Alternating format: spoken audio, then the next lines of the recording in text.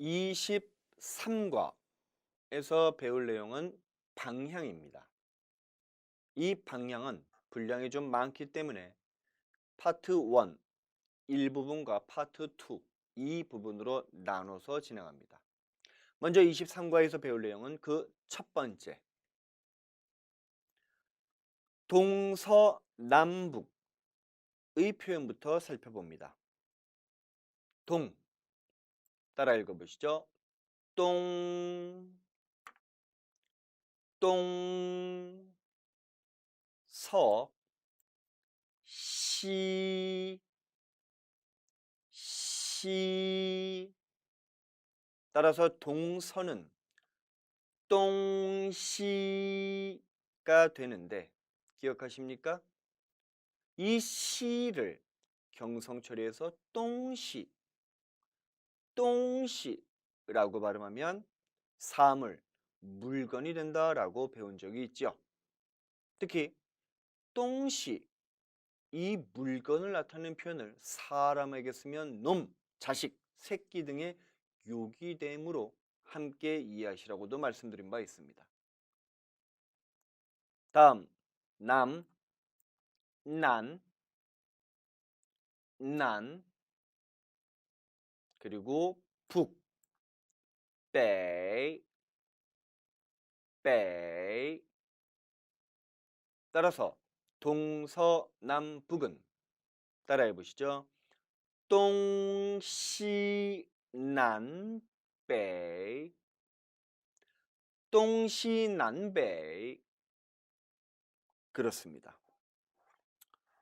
이제 동북, 우리나라는 북동쪽이라고 하는데 이처럼 중국인들은 동북 방향이라고 나타내요. 따라했습니다. 동베이, 동베이.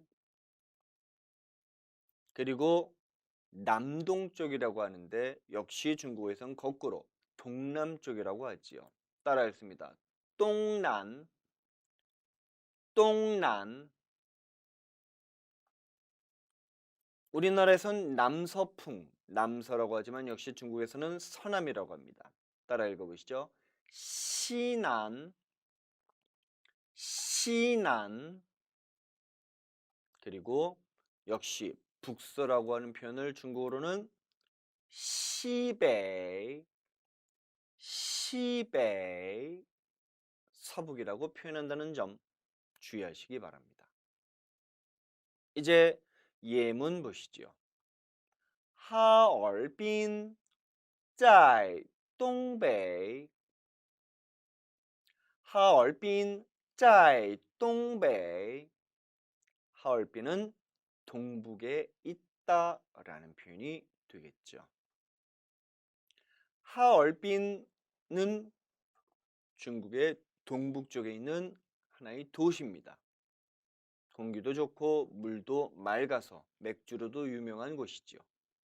그런데 이곳은 겨울이 되면 몹시 추워요. 영하 2, 30도는 기본입니다. 이 하얼빈은 사투리, 방옌, 방언이 없어요. 그래서 중국어를 배우기에는 더없이 좋습니다. 다른 지역은 모두 각각의 사투리를 지니고 있기 때문에 학교에서 표준어를 배우고 나서 이제 여러분들이 길거리로 나왔을 땐 또 그들의 지역 사투리를 잘 못 알아듣거나 혹은 늘 지역 사투리를 쓰던 사람이 갑자기 표준어를 하려면 발음이 좋지 않겠죠? 따라서 중국어를 제대로 배우는 데 있어서 다소 문제점이 있을 수도 있어요. 반면에 이 하얼빈이라는 곳은 사투리가 없기 때문에 학교에서나 밖에서나 모두 정확한 표준어를 듣고 사용하실 수 있다는 장점이 있습니다. 단 겨울에는 몹시 춥기 때문에 그곳에 가시려는 분들은 특히 겨울에는 최소한 내복 3겹을 겹쳐 입어야 합니다. 바꿔 얘기해서 여러분들이 거기에 가서는 옷맵시를 포기하셔야 돼요. 만약 난 젊으니까 하고 안심하고 내복을 안 입거나 한 겹만 입는 경우에는 젊을 땐 상관이 없습니다만 나이 들어서 관절염에 걸릴 확률이 대단히 높습니다. 관절염은 한 번 걸리면 완치가 불가능한 병이에요. 평생을 약을 먹으면서 지내야 합니다. 따라서 하얼빈이라는 곳은 참 좋지만 겨울에 갈 때는 특히 내복을 반드시 겹겹이 입어야 한다라는 것도 유념해 두시기 바랍니다. 예문 2 따라 읽어보시죠. 香港在中国的南部。香港在中国的南部。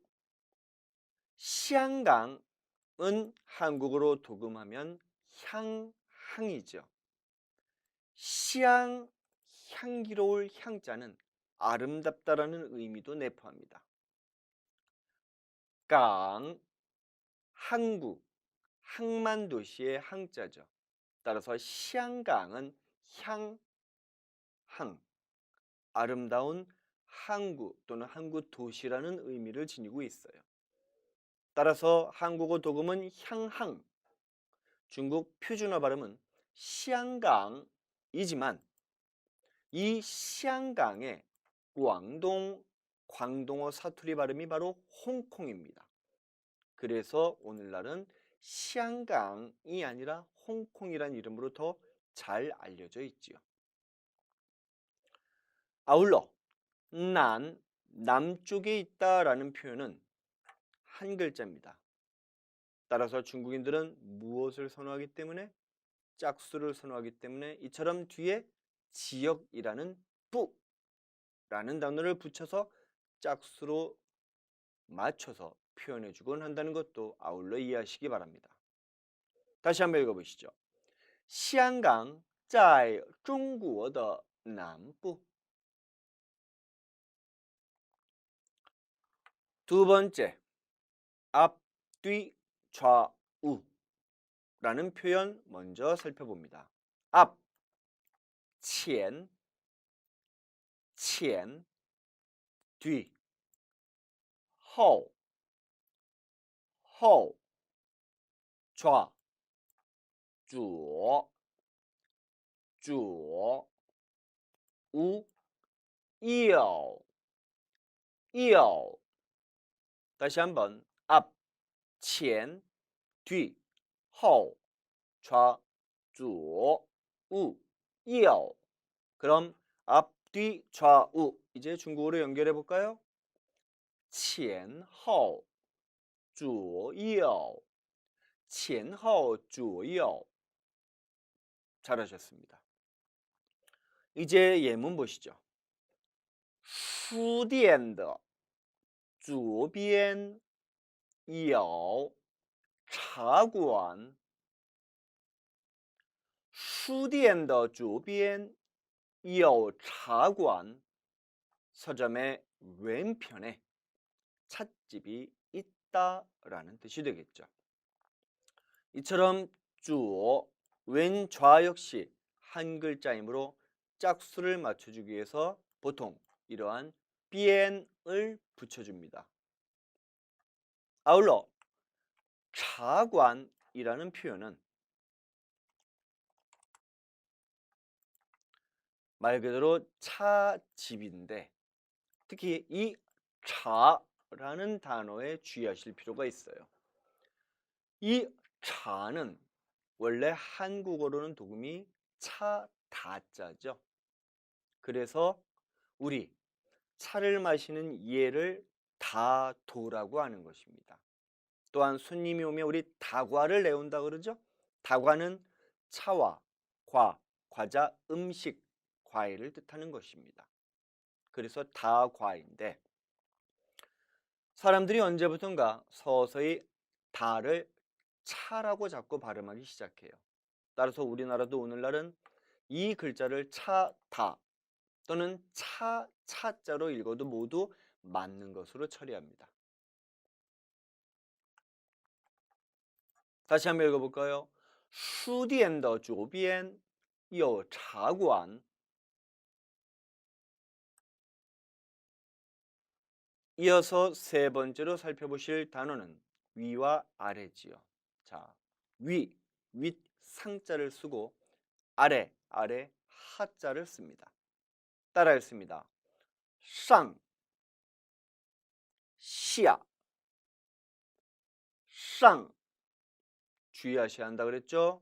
어설프게 건설음하면 시의 앙 발음이 나와서 쌍이라고 해야 하는데 자칫 시의 양 발음이 나와서 사회에 불만 있는 발음 나올 수 있다고 했어요.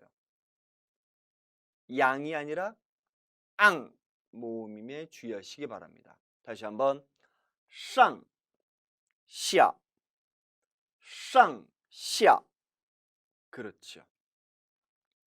아울러 겉, 안, 바깥이라는 표현은 다음과 같습니다.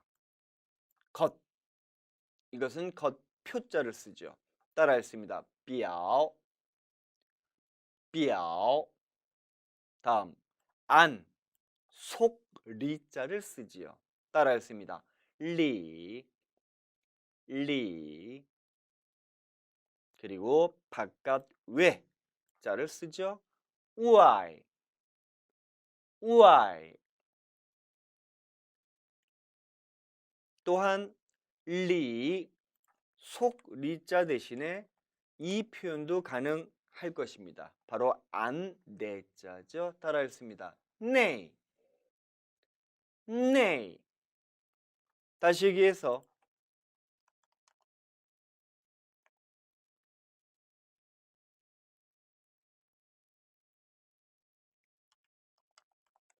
이 표현으로 서로 상반된 단어를 이해하실 수 있을 겁니다.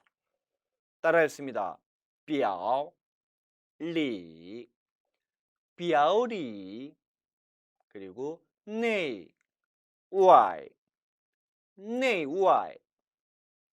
겉, 表, 속, 里, 안, 리, 바깥, 外.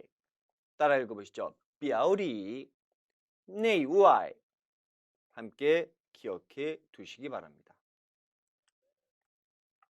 이제 예문 보실까요? 따라 읽어봅니다. 他看上面他看上面 그녀는 상 위를 칸 봅니다인데 상 역시 한 글자니까 짝수를 맞춰주기 위해서 습관적으로 면 어떤 면이라는 단어를 함께 붙여주는 것이지요. 따라서 타칸 쌍면 그녀는 윗면 위를 봅니다 라고 풀이할 수 있을 것입니다. 이제 4번 보시지요. 4번 방향 향자죠. 따라 읽습니다. 向, 向. 이 단어는 원래는 방향 향자 즉 명사로 쓰인 건데 기억하십니까? 우리 안부를 묻다. 问 사람더 好. 이 표현과 같은 표현으로 向 사람 问好를 쓸 수 있다고 했었죠. 즉 누구누구에게 안부를 묻다 라는 표현은 问 사람더 好 또는 向 사람 问好의 표현으로 쓸 수 있다고 했습니다.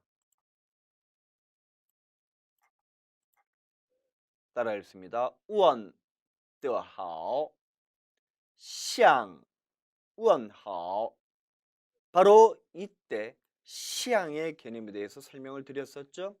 방향이라는 명사에서 방향을 나타내기 때문에 무엇을 향해서라는 의미까지도 파생되었다라고 설명드렸죠. 바로 여기에서 쓰이는 시향이 그 파생된 개념, 뭐뭐로 향하다라는 뜻이 되는 겁니다. 예문 따라 읽어보시죠. 向 동저, 向东走. 여기에서는 조사로 쓰였기 때문에 向 명사, 동사의 어순이 되지요. 따라했습니다. 向东走, 向东走. 반면에 이 조사로 쓰이는 向은 향하다라는 동사로도 쓸 수 있어요. 이때는 向上, 向 명사만 놔줄 수 있다는 얘기입니다. 즉 向上 하면 위로 향하다라는 동사가 되는 거죠. 다시 얘기해서 이 向은 앞서 배웠던 21과의 在, 22과의 到와도 상당히 흡사한 면모를 보이고 있음을 알 수 있습니다. 예문 다시 한번 읽어보실까요? 向东走, 向上, 向东走, 向上. 잘하셨습니다. 그리고 이제 다섯 번째 따라 읽어봅니다. 边, 边. 바로 변이지요. 우리나라에서도 강가라는 표현을 강변이라고도 쓰지 않습니까? 그 변이 바로 이 边이라는 단어가 되는데, 앞서서 말씀드렸다시피 동서남북, 동시남北, 그리고 겉과 속, 表里, 바깥과 안, 外内, 이 단어들은 모두 한 글자로 되어 있습니다. 그런데 중국인들은 짝수를 선호한다 그랬죠. 그래서 방향을 나타내주는 단어 뒤에 짝수를 맞춰주기 위해서 종종 이러한 단어들을 함께 써주는 겁니다.